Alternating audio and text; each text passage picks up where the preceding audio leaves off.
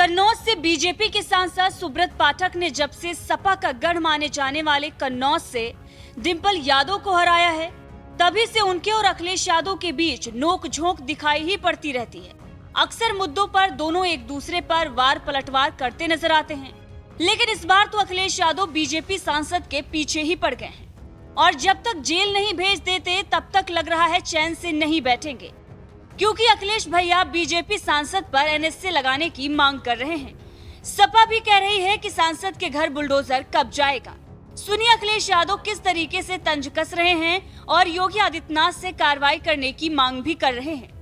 रात में भारतीय जनता पार्टी के सांसद अपने गुंडे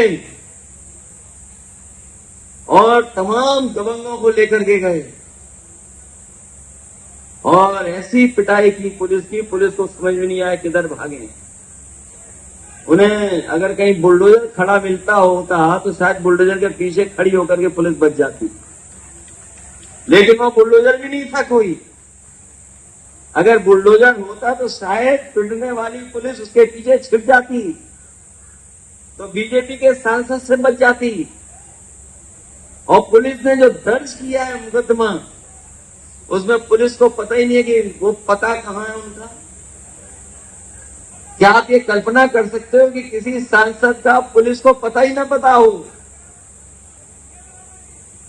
ये स्थिति है।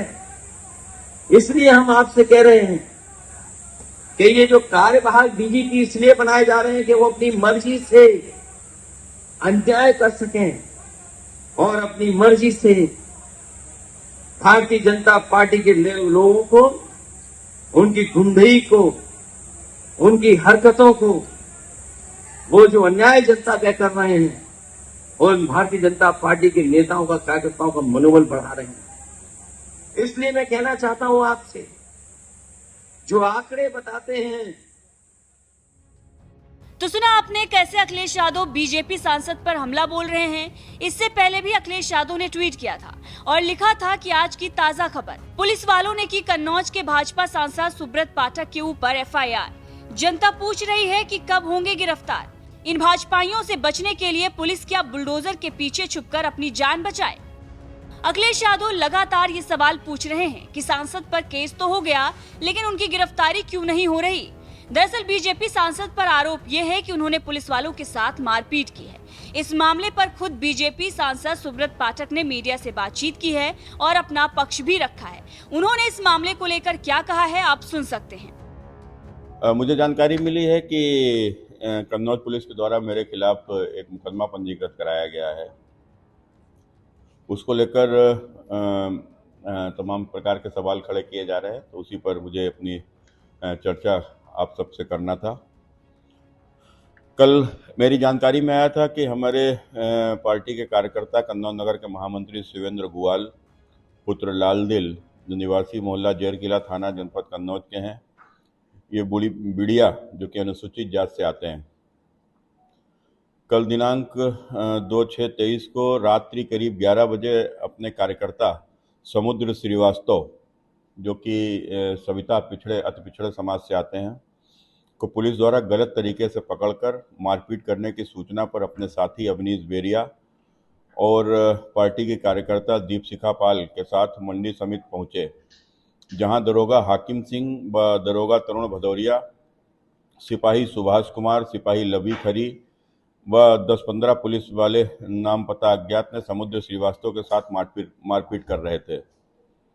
प्रार्थी व साथी अवनीश व दीपशिखा ने परिचय देते हुए मारपीट करने से मना किया तो एकाएक उक्त सभी गाली देने लगे तथा दरोगा हाकिम सिंह व दरोगा तरुण भदौरिया जाति सूचक गालियां देते हुए कहा कि साले बिड़िया को सबक सिखा दो, इस महिला की इज्जत खराब कर दो। उक्त सभी गाली गलौज करते हुए बुरी तरीके से मारने पीटने लगे तथा दीपशिखा के साथ अभद्रता की। बीजेपी सांसद सुब्रत पाठक की अगर हम बात करें तो वो संघ की विचारधारा से जुड़े रहे हैं। सुब्रत पाठक ने पहली बार राजनीति में किस्मत 2009 में आजमाई थी, लेकिन सपा प्रमुख अखिलेश यादव से वो हार गए थे। उसके बाद उन्होंने दोबारा 2014 में चुनाव लड़ा और इस बार भी अखिलेश यादव की पत्नी डिंपल यादव से वो हार गए, लेकिन इसके बाद भी उन्होंने हार नहीं मानी। जनता के बीच अपनी पकड़ मजबूत करते रहे, जनता के बीच जाकर उनके दुख सुख को पूछा और इसी वजह से साल 2019 में डिंपल यादव से वो 12,000 ज्यादा वोटों से जीत गए। बस तभी से अखिलेश यादव की नजरों में सुब्रत पाठक चढ़ गए और अब जब उनके खिलाफ FIR दर्ज हुई है तो अखिलेश यादव उनका जमकर विरोध कर रहे हैं। हर मंच से उन्हें गिरफ्तार करने की ही बात कह रहे हैं, लेकिन वहीं बीजेपी इस FIR का विरोध कर रही है। बीजेपी तो विरोध कर रही है, लेकिन सपा इस पर घमासान मचाए हुए है। सुब्रत पाठक ने FIR के बाद मीडिया से बातचीत की थी। उन्होंने इससे पहले क्या कुछ कहा था वो हम आपको सुनाते हैं। तो पहले ही बोल के उसने मेरे साथ में हाकिम सिंह ने अभद्रता की, बदतमीजी की, उसने हाथ टॉक भी किया, बल्कि मेरा कॉलर भी पकड़ा उसने। तो हमने कहा हमको पहचानते नहीं हो, तो बोले होगा तो सांसद कहीं का। तो एक इस प्रकार से अभद्रता करना एक जनप्रतिनिधि के साथ में ये घोर अपमानजनक है और ये सारी मैं शिकायत स्वयं मुख्यमंत्री से मिलकर करूंगा। आने वाले दिनों में मैं लोकसभा में भी इसको उठाऊंगा और कल माननीय न्यायालय से भी इसमें न्याय हो। और चूंकि वो घटना स्थल का CCTV फुटेज है, तो इसमें CCTV फुटेज जरूर देखा जाए कि क्या किसी भी प्रकार की हमने या हमारे किसी साथी ने उनके साथ मारपीट की है, और यदि CCTV में आता है कि